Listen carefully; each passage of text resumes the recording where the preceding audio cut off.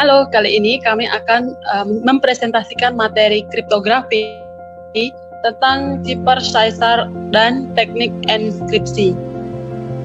Sebelum kita masuk ke materi, alangkah baiknya kita perkenalan dulu.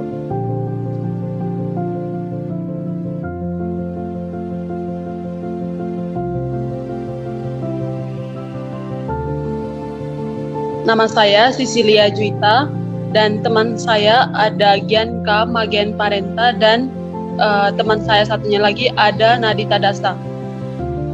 Selanjutnya kita akan membahas tentang sejarah kriptografi.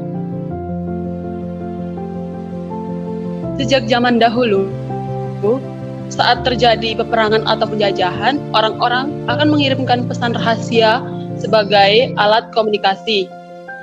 Komunikasi rahasia ini dilakukan untuk menjaga kerahasiaan urusan diplomasi ataupun militer. Seiring dengan kemajuan teknologi dan juga perkembangan zaman, pengiriman pesan singkat kepada pihak lain juga menjadi lebih mudah dan cepat. Tetapi, itu akan membuka celah keamanan dalam pengiriman pesan tersebut. Nah, untuk mengatasi masalah tersebut, salah satu solusi yang dapat digunakan adalah kriptografi.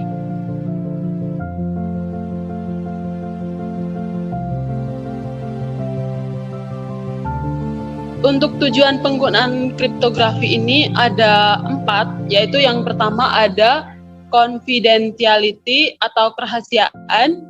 Tujuan ini untuk menjaga isi informasi agar hanya dapat dilihat oleh pihak yang berhak. Untuk yang kedua, ada authentication atau autentikasi dan user authentication. Nah, tujuan ini untuk mengidentifikasi kebenaran pihak-pihak yang berkomunikasi dan kebenaran sumber pesan. Yang ketiga itu ada data integrity atau integritas data, yang bertujuan untuk menjamin keaslian data selama pengiriman. Dan yang keempat itu ada non-repudiation atau penyangkalan. Nah, tujuan ini berguna untuk mencegah entitas yang berkomunikasi melakukan penyangkalan.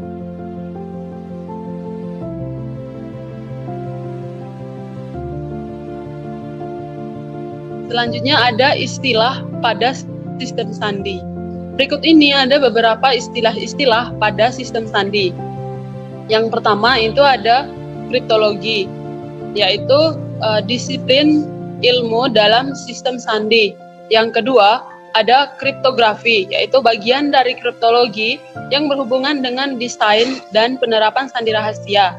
Dan yang ketiga ada kriptanalis yang dimaksudkan dengan memecahkan sistem sandi. Yang keempat, fungsi-fungsi yang mendasar dalam kriptografi adalah enskripsi dan deskripsi. Dan yang kelima, ada kunci menentukan sebuah transformasi khusus dari sekumpulan transformasi yang mungkin.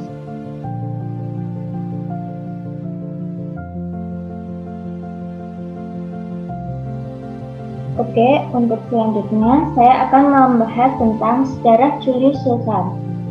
Jadi, Caesar Zipper merupakan salah satu algoritma Zipper tertua dan paling diketahui dalam perkembangannya ilmu kriptografi.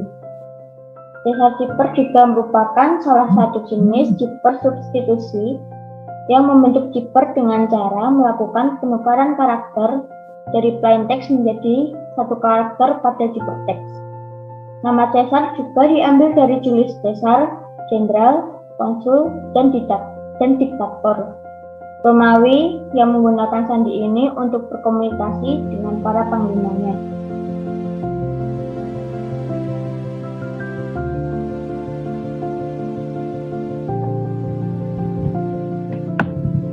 Tidak ada catatan mengenai ditemukannya solusi untuk memecahkan sandi Caesar pada zaman itu. Maka catatan tertua mengenai pemecahan sandi substitusi monoalfabetik seperti sandi Caesar adalah pada abad ke-9 oleh kebudayaan Arab Muslim yang menemukan analisis frekuensi.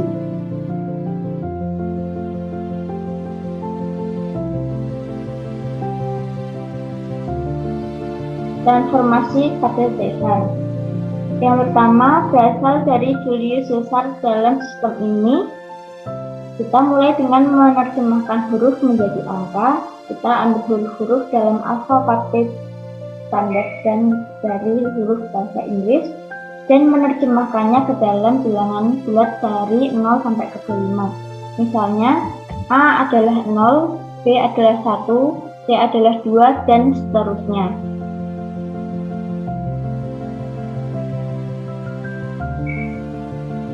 Ini merupakan tabel transformasi Caesar yang mengubah plain text menjadi hypertext, sama seperti sebelumnya. A adalah 0, B adalah 1, C adalah 2, dan selanjutnya.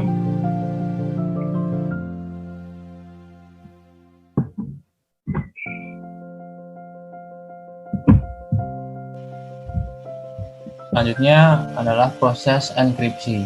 Yang pertama yaitu mengelompokkan pesan menjadi 5 huruf, lalu kita ubah pesan menjadi bentuk angka dengan menggunakan tabel yang sudah kita ketahui tadi. Lalu kita transformasikan menggunakan C kongruen P plus 3 modulo 26 untuk memperoleh pesan hypertext.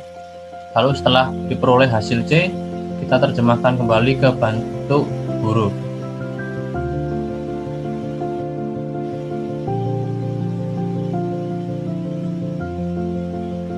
Contoh yang pertama yaitu enkripsikan pesan matematika ilmu yang menyenangkan. Yang pertama kita kelompokkan menjadi 5 huruf, diperoleh seperti ini. Kemudian dari pengelompokan tersebut kita ubah menjadi angka, diperoleh seperti ini.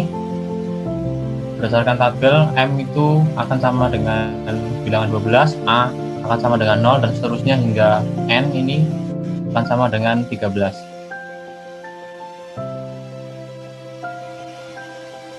Setelah itu, setelah memperoleh angka-angka itu, kita transformasikan menggunakan C kongruen P plus 3 modulo 26 untuk mendapatkan hypertext. Diperoleh angka-angka seperti ini, 15, 3, 22, sampai seterusnya. Dari angka-angka itu kita ubah menjadi huruf, diperoleh 15 ini akan sama dengan P, lalu 3 akan sama dengan D, 22 akan sama dengan W, dan seterusnya hingga 16 ini akan sama dengan Q. Jadi pesan enkripsi yang diperoleh yaitu PDWHP, DWLND, LOPXB, DQJPH, QBHQD, QJNDQ. Kalau contoh yang kedua, enkripsikan pesan jaga protokol kesehatan. Sama dengan langkah sebelumnya, yaitu kita kelompokkan menjadi 5 huruf, diperoleh seperti ini. Lalu setelah dikelompokkan menjadi 5 huruf, kita ubah menjadi angka, diperoleh angka-angka seperti ini. J akan sama dengan 9, A akan sama dengan 0, dan sampai seterusnya hingga N akan sama dengan bilangan 13. Setelah itu kita transformasikan menggunakan C kongruen P plus 3 modulo 26 untuk mendapatkan hypertext. Diperoleh seperti ini, yaitu 12, 3, 9, 3, 18, dan seterusnya hingga 16.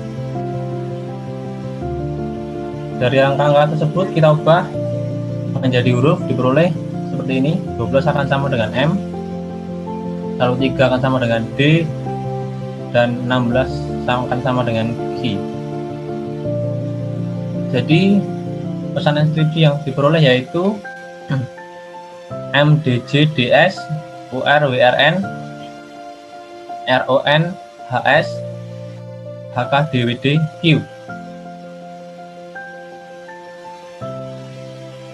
Nah, di sini kami akan mencoba untuk menggunakan Excel untuk mengenkripsikan pesan yang telah kita contohkan tadi. Nah, kami akan mencoba menggunakan Excel untuk mempermudah proses pengenkripsian. Berikut untuk Excel-nya. Pada contoh pertama, kita enkripsikan pesan matematika ilmu yang menyenangkan.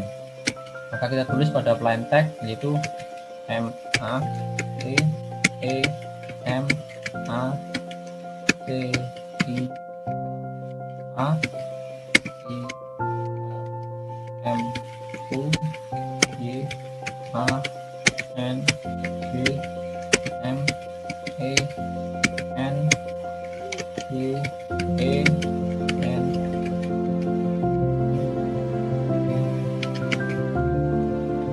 N. Kemudian karena kita menggunakan transformasi J kongruen B+3 pada modul 26, maka pada shift ini kita tuliskan 3. Nah, maka akan menghasilkan cipertek seperti ini. Nah, cipertek ini hasilnya pun sama dengan pada penjelasan PPT yang sebelumnya. Nah, lalu pada contoh kedua, kita enkripsikan pesan jaga protokol kesehatan. D A D A P R O T O K O L K E S E H A T A N. Nah, kita juga sama menggunakan transformasi C kongruen B+3 modul 26. Maka di sini kita gunakan 3, diperoleh cipertek seperti ini. Nah, hasilnya pun sama dengan penjelasan presentasi sebelumnya. Nah, sekian presentasi dari kelompok kami. Jika ada kekurangan, mohon dimaafkan. Terima kasih.